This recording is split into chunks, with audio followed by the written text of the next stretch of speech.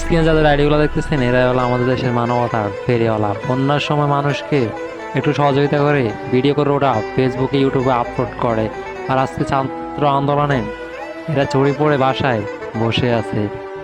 আর আমরা কিনা ওদেরকে সাপোর্ট করে যাচ্ছি না, যারা চড়ি পড়ে বাসায় আজকে বসে আছে আজ ওদেরকে একটু ভালো করে চিনে রাখেন।